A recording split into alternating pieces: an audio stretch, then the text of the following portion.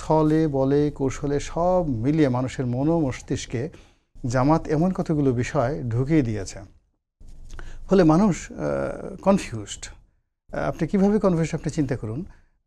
তাদের নায়েবে আমির, জামাতের নায়েবে আমির এখন ডক্টর মোহাম্মদ ইউনূসের সাথে সফর সঙ্গী, নিউ ইয়র্কে যাচ্ছেন 22 তারিখে। আবার তারা রাজপথে 6টি বা 7টি দল নিয়ে দাবি আদায়ের জন্য তারা আন্দোলন করছে। তাহলে এটা পরস্পর বিরোধী। আবার তারা দেখা যাচ্ছে যে এই বলছে উচ্চকক্ষে পিআর হবে, আবার বলছে না পিআর ছাড়া নির্বাচন হবে না। কয়েকদিন আগে দেখলাম যে সালাউদ্দিন সাহেব সেই জামাতকে টেক্কা দেওয়ার জন্য হাটহাজারী মাদ্রাসায় গেলেন। তারপর সেখানে গিয়ে সেই হুজুরদের সঙ্গে বসে গরুর মাংস দিয়ে, ভাত দিয়ে, ডাল দিয়ে তিনি খুব সাধারণভাবে খাবার খেলেন এবং সবাই বিএনপি যারা লোকজন বলল, আহা, নেতা হওয়া তো এরকমই হওয়া উচিত। এইভাবে বসে একবার আসন গেড়ে বসে সাধারণ মুসল্লিদের সাথে বসে এইভাবে গরুর মাংস দিয়ে কোনো মহান নেতা ছাড়া তো এইভাবে ভাত খেতে পারে না। কিন্তু ওটার ফলাফল হয়নি, জামাত কোনো ভয় পায়নি।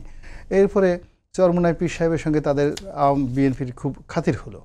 তো চরমোনাই পীর সাহেব টুপি পরাই দিলেন। কোনো একজন নেতারা বোধহয় কে গেছিল, আমার এখন মনে নাই, কিন্তু তাদের টুপি আছে। চরমোনাই পীর সাহেবদের একটা বিশেষ ডিজাইনের টুপি আছে, গোল টুপি, পাতলা কাপড় দিয়ে তৈরি করা। তো ওইরকম বিএনপির যারা গেছিলেন তাদেরকে ওই টুপি পরাই দিলেন। বিএনপি তো মহাখুশি যে চরমোনাইকে পেয়ে গেল। আও মাই গড! কয়েকদিন পরে দেখা গেল তারা দুই ভাই পান ঠান খেয়ে জামাতের সাথে মিশে গেছে। মিশে যাওয়ার পরে এরপরে আবার সালাউদ্দিন সাহেব চরমোনাই পীর সাহেবের সাথে দেখা করতে গেলেন। মোটামুটি একটা কথাবার্তা হলো।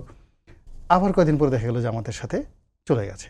এরপরে তিনি রাগ করে চলে গেলেন চরমোনাই পীর সাহেবের যে উল্টো কাউন্টার ওই এলাকাতে আছে শর্ষিনার পীর সাহেব, সেখানকার মাদ্রাসাতে। তো এই যে ছুটাছুটি হচ্ছে কিন্তু কোনো ফলাফল আসছে না।